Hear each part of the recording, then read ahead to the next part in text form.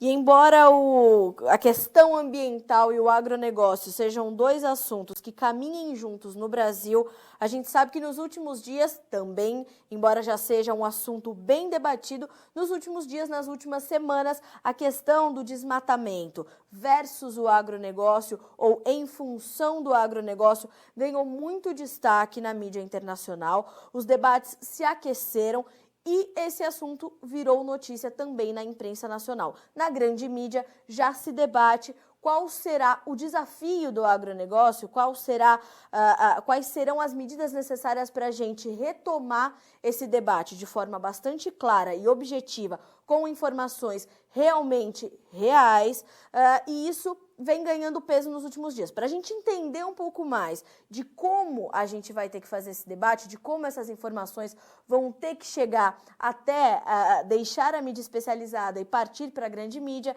a gente convidou a doutora Samantha Pineda, especialista em direito ambiental, para começar a semana conosco aqui na nossa programação do Notícias Agrícolas, para a gente já entender quais serão os próximos rumos das discussões, os caminhos que a gente tem que tomar e as informações que a gente tem que fornecer. Não é isso, doutora Samantha? Muito bom dia para a senhora. Seja bem-vinda ao Notícias Agrícolas mais uma vez. Para nós é um prazer tê-la conosco. O prazer é meu, bom dia a todos. E vamos começar a semana quente, né, Daniela? Falando exatamente disso que está pegando principalmente no noticiário internacional. E temos aí fresquinhos os dados do desmatamento da Amazônia que aumentaram, focos de incêndio nunca foram tão grandes quanto esse ano. Desde 2007 não se via esse aumento. Então, a que se deve isso? Explicar isso lá fora vai ser um grande desafio, viu, Daniela?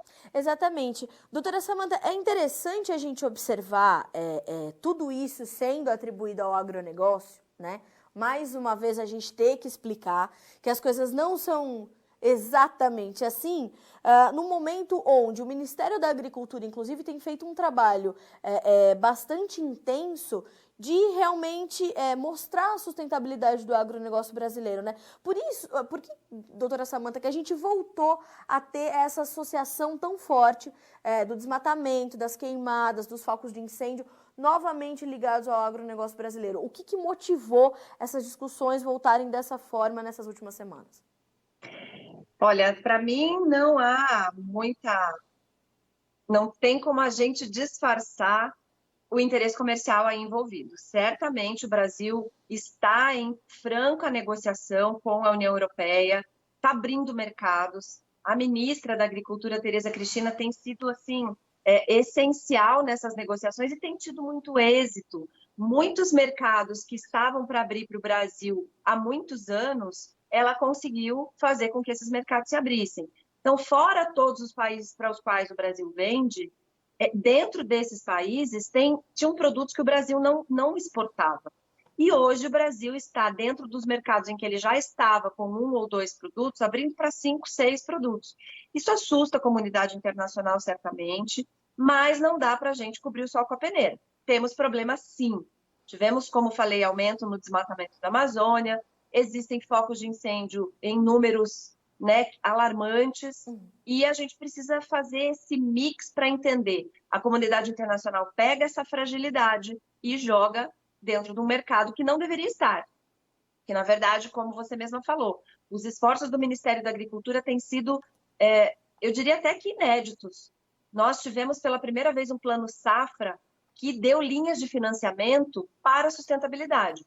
Aumentou em 400 milhões de reais a linha para a agricultura de baixo carbono, colocou uma linha para florestas, ou seja, para aquele que fez o seu cadastro ambiental rural e o produtor que tem algum passivo ambiental possa se adequar à legislação, refazer suas reservas legais, refazer suas APPs, existe dentro do Plano Safra linhas para isso.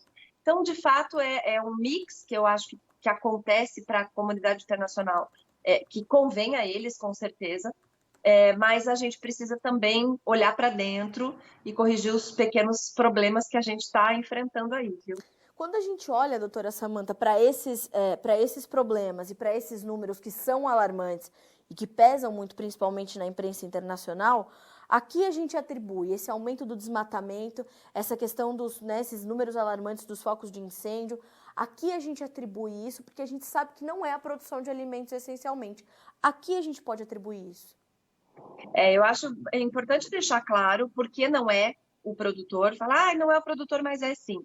Deixar claro para quem nos ouve de que aquele produtor que tiver um desmatamento ilegal, que tiver um fogo ilegal na sua propriedade, além da multa do órgão ambiental, além de uma ação civil pública para repor o dano por parte do Ministério Público, além de uma ação criminal, porque um dano ao meio ambiente dá 3 processos, ele vai ter a propriedade embargada, não pode vender o seu produto. Então, não interessa ao produtor rural o desmatamento ilegal, não interessa ao produtor rural o fogo na sua propriedade.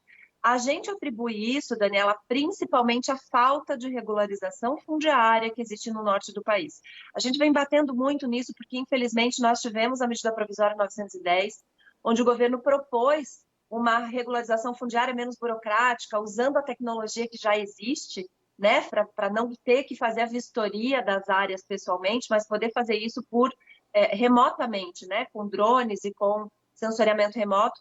Mas o mesmo grupo que defende o meio ambiente, que critica o Brasil, são brasileiros que criticam o Brasil lá fora por falta de cuidar do seu meio ambiente, foram contra essas medidas de regularização fundiária menos burocráticas. Então, a gente precisa, sim, avançar e ter um impulso e até uma consciência do Congresso Nacional para votar medidas de regularização fundiária. Eu acho que esse é o principal ponto. Terra de ninguém é fácil desmatar, é fácil pôr fogo, né? Se tiver alguém cuidando, fica mais difícil. E o segundo ponto é falta de alternativa econômica para essas pessoas que estão lá. Então, não são produtores, mas às vezes são garimpeiros ilegais, são vendedores ilegais de madeira, são grileiros. É um caso criminal, mas de pessoas que não têm alternativa econômica. Essa dissociação é muito importante que seja feita e refeita quantas vezes necessárias, né, doutora Samantha? De que o produtor rural não é um criminoso ambiental, né? Ainda se faz essa associação tão irresponsável. A gente precisa começar a trabalhar com esse confronto de números de informações para que a gente tenha essa dissociação, né? E a gente precisa também, Daniela, eu acho que é um movimento importante e necessário no Brasil, ter a consciência dos brasileiros. Nós temos uma classe artística que, durante essa pandemia, suspendeu seus espetáculos, suspendeu shows, suspendeu suas turnês, e eles estão olhando para dentro do Brasil. E muitos deles pegaram a questão ambiental como bandeira. Eu acho sensacional. O Brasil realmente é um Brasil sustentável. Nós temos proteção de áreas de preservação permanente, que são áreas super importantes, nascentes, margem de rio.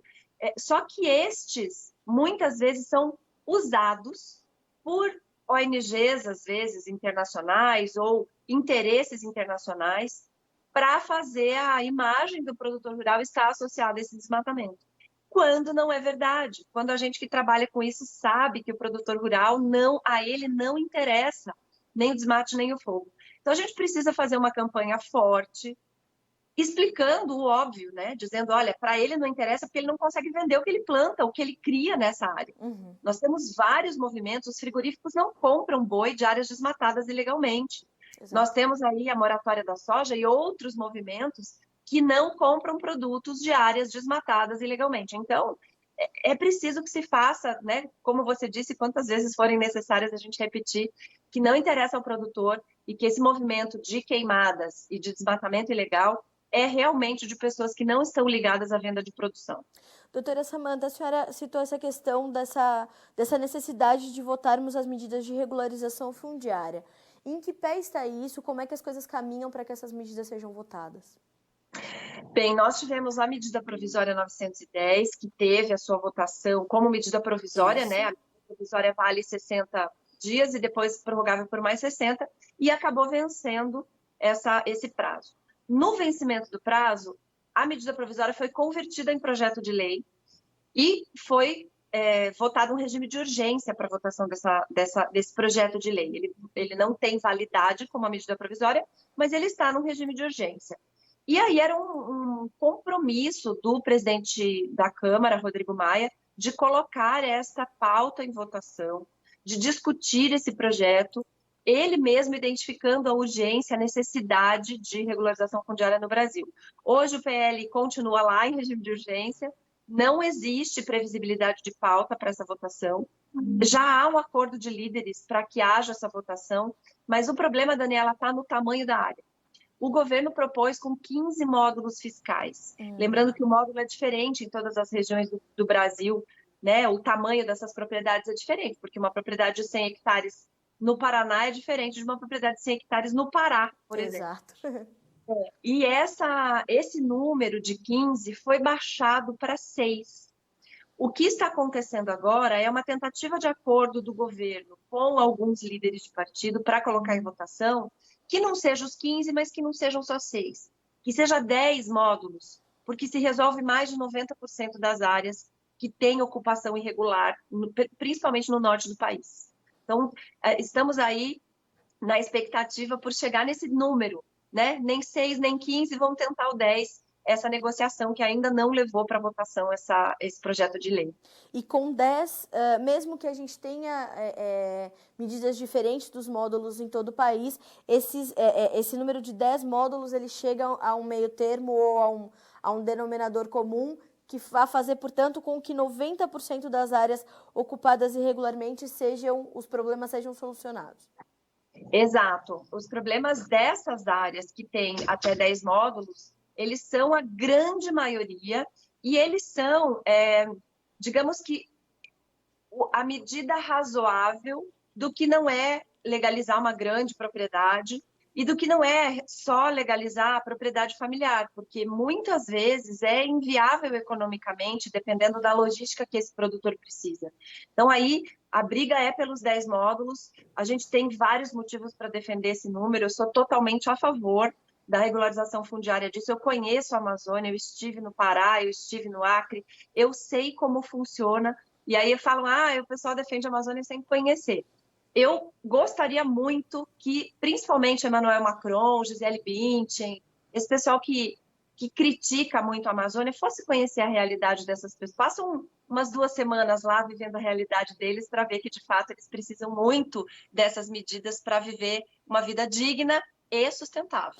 E a senhora ainda cita a questão da alternativa econômica, financeira, que muitas vezes a agricultura, a pecuária acaba sendo a mais viável, a que eles sabem fazer e é que realmente vai levar prosperidade àquelas regiões que são regiões vocacionalmente agropecuárias, né, doutora Samantha?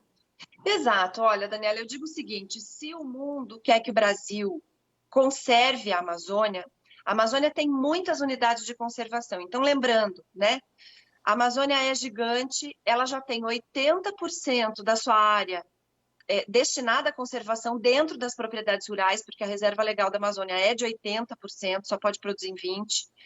E fora esta proteção dentro das áreas particulares, já há unidades de conservação, ou seja, parques, reservas ecológicas, enfim, são 12 categorias de unidade de conservação que protegem mais ainda. Então, se for colocar na ponta do lápis, na prática, mais de 80% dessa Amazônia que já tem a garantia da conservação. O que precisa acontecer para que isso se mantenha desta forma? Para que não haja pressão econômica sobre a floresta? Primeiro, a regularização fundiária e, segundo, o fomento à bioeconomia. A bioeconomia é você identificar nessa biodiversidade componentes que podem ser usados economicamente. Nós temos vários exemplos, o guaraná, o açaí, algumas partes da flora e da fauna que podem ser manejadas e que vão manter a floresta em pé, mas que vai agregar valor, vai dar uma alternativa econômica para essas pessoas. Já existe, foi lançado também por esse nosso Ministério da Agricultura, um incentivo à bioeconomia, que é uma linha de financiamento também, e inclusive os pequenos estão aprendendo a produzir bioinsumos, biofertilizantes, biodefensivos, para produzir de forma mais sustentável. Então, se houver, ao invés da crítica, um incentivo financeiro, um incentivo de tecnologia, de pesquisa desses países ao Brasil, certamente a gente vai ter uma bioeconomia que não vai precisar derrubar a floresta.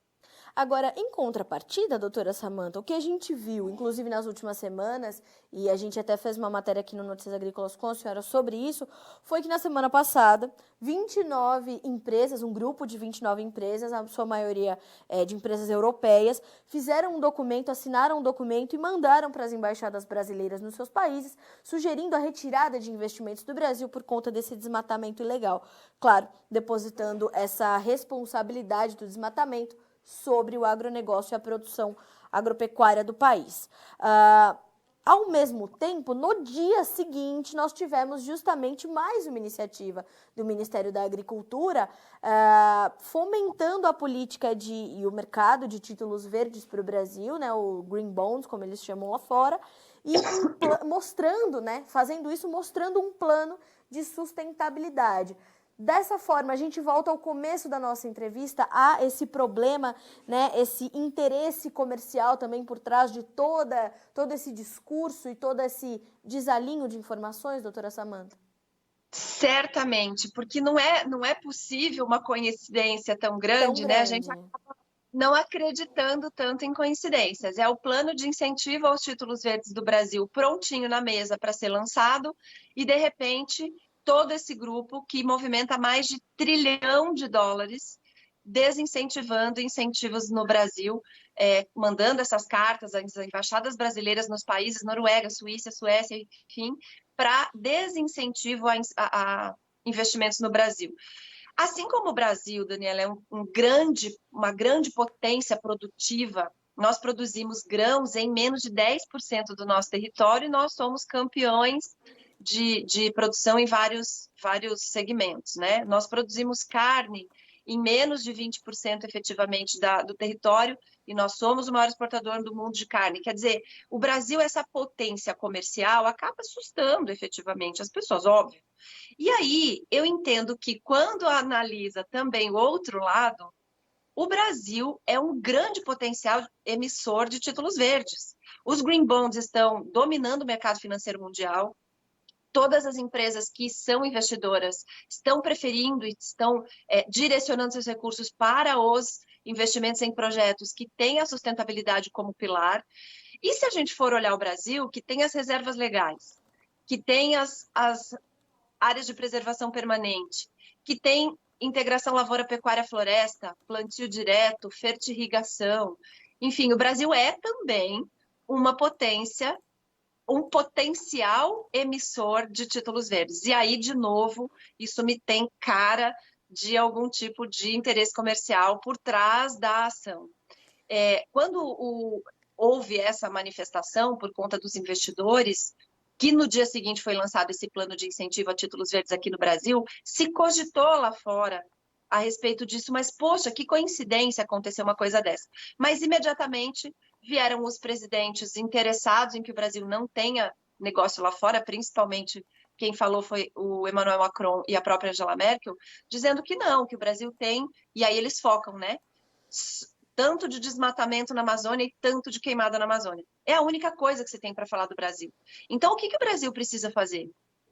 Colocar todas as suas fichas, todos os seus esforços e todos os seus investimentos em combate a esse desmatamento e a essas queimadas. Porque, fora isso, não há o que se falar mais do Brasil. Eu não vejo críticas, por exemplo, à falta de saneamento. E metade da população brasileira que vive nas cidades não tem acesso a tratamento de esgoto. E a gente não vê esse movimento. É uma agressão ao meio ambiente muito maior, né, doutora Samantha? É o problema mais grave do Brasil. Tenho aqui que fazer um elogio ao Ministério do Meio Ambiente, que incentivou e lançou por conta do governo o marco do saneamento, né, o marco regulatório do saneamento, que foi um novo marco que promete aí realmente resolver o problema da falta de saneamento no Brasil. E também nós temos o problema do lixo, os resíduos não são separados no Brasil, existe muito descarte irregular e também a gente não vê esse movimento. Então não dá para dissociar de um interesse comercial e também não dá para a gente tampar o nosso problema. Existe problema, temos que combatê-lo, mas precisamos olhar com os olhos efetivamente comerciais para esse combate ao comércio, aos produtos brasileiros. Doutora Samantha, a estatal chinesa COFCO, que é uma das maiores compradoras de soja do mundo, se não a maior, ela trouxe, inclusive, uma notícia de que vai mapear, rastrear toda a soja comprada pela estatal até 2023, justamente em função dessa questão do desmatamento e dessas informações que surgiram nas últimas semanas. Tomara que façam isso, né? Porque é dessa forma, e de repente faz parte de uma campanha como essa que a senhora está nos colocando, a necessidade, é dessa forma que vai se enxergar que não só a cadeia produtiva da soja, mas outras cadeias produtivas do Brasil estão muito distantes dessa relação com o desmatamento, não é isso? Sem dúvida, se eles disseram, usaram em tom de ameaça fazer uma coisa dessas, mas na verdade a gente está torcendo para que façam, porque quando houver uma rastreabilidade e eles perceberem de que forma é produzida a soja no Brasil, com APPs, com reservas legais, sem desmatamento ilegal, é a comunidade internacional que vai atestar a nossa sustentabilidade. Nós temos aqui a discussão da moratória da soja. A lei diz que o produtor pode desmatar uma porcentagem da sua propriedade para plantio. A moratória diz que esses desmatamentos deveriam estar parados. Isso é um acordo interno. Na verdade, lá fora, o olhar dessa comunidade internacional vai ser para o cumprimento da lei. E o cumprimento da lei o Brasil faz. Então, acho que vai ser positivo. Tomara que a COFCO faça isso, viu, Daniel? A gente está torcendo, né, doutora Samanta? É Doutora isso aí. Samanta, para a gente finalizar, a gente tem realmente, portanto, pela frente, como sinalizaram esses artigos que começaram a aparecer, de inclusive especialistas, né, executivos, como o Mendonça de Barros, que trouxe artigos importantíssimos aí para a CNN, para o portal Terra, nesses últimos dias, falando que realmente o Brasil tem um desafio enorme de imagem pela frente a enfrentar, a produção agropecuária. A senhora concorda com essa visão? E temos que, a esse desafio, alinhar as políticas do Ministério do Meio Ambiente para que a gente possa ter resultados melhores e, de repente, começar a levar informações que sejam reais sobre a nossa produção? Sem dúvida. Eu acho que o maior desafio do Brasil realmente é de imagem. Acho que o artigo foi muito feliz, porque, na verdade, ele disse o seguinte: Brasil, nós precisamos parar de achar que nós não temos problema, né? A gente precisa chegar lá fora e mostrar o que a gente faz, porque nós vamos ter restrição de mercado, sem dúvida. E a postura do Ministério do Meio Ambiente, ela tem que ser mais diplomática, sem dúvida também. O ministro Ricardo Salles é um ministro que tem um conhecimento técnico sensacional, é advogado também, entende de legislação ambiental profundamente, foi secretário de Meio Ambiente aqui em São Paulo, mas a postura que ele tem tido tem sido um pouco bélica, eu diria, né? Precisa um pouquinho mais de diplomacia. Esse conhecimento tem que se transformar em atitude. Então, agora ele lançou esse programa Floresta Mais, que é um programa de pagamento por serviço ambiental para florestas nativas em pé, que eu acho que vai ser sensacional também. E é isso que precisa acontecer, mostrar as agendas positivas do Brasil, porque se não houver uma mudança de ânimos, né? Uma mudança de intenções, realmente o Brasil vai ter problemas lá fora, já neste ano, com venda de produtos neste ano, dessa safra, por causa de problemas ambientais que não são assim tão grandes como dizem os nossos concorrentes ou os nossos compradores. E tão pouco ligados à produção, né, doutora Samanta? É importante a gente frisar isso. Exato, temos problemas, mas assim, esses problemas não são os problemas da produção brasileira. Esses são problemas do território nacional e não da produção. E lembrar que a gente tem o CAR, né, doutora Samanta, que faz esse monitoramento das propriedades e a esmagadora maioria das propriedades rurais do Brasil estão dentro da legalidade, estão regulamentadas pelo CAR, não é isso? Exato, nós tivemos mais de 6 milhões de inscrições no Cadastro Ambiental Rural e nós não temos 6 milhões de propriedades rurais. Nós temos algo como 5 milhões, existe aí uma diferença entre uma medição e outra, mas nós temos algo entre 5 milhões e meio. Então, nós estamos aí, o que acontece? Por que nós temos tantas inscrições no CAR? A gente está mostrando o nosso problema fundiário no CAR. Ele foi relacionado ao meio ambiente, mas ele acabou mostrando um problema fundiário. Independente disso, o que nos mostra é que o produtor rural aderiu quase que em sua unanimidade ao cadastro, mostrou a sua propriedade, mostrou seus passivos e está aderindo aos programas de regularização ambiental. Esse é o ponto. E esse problema fundiário é justamente essa diferença, essas divergências de informação sobre as propriedades que vão ser sanadas com essas medidas de regularização, certo? Exato, exato. As sobreposições, a duplicidade de matrículas ou a falta de matrícula e posses uma em cima da outra, isso acaba refletindo, mostrou-se no CAR esse problema fundiário, e com o projeto de lei de regularização fundiária, certamente isso vai ser dirimido, né? E existe um outro problema no Brasil que a gente precisa falar também, Daniela, que são terras não atribuídas. O Brasil tem algo como 25 milhões de hectares de áreas que não são nada, não são terras devolutas, não são áreas ocupadas, não são nada. O Brasil ainda não atribuiu essas terras e precisa fazer alguma coisa com elas. 25 milhões de hectares. Sim. Meu Deus.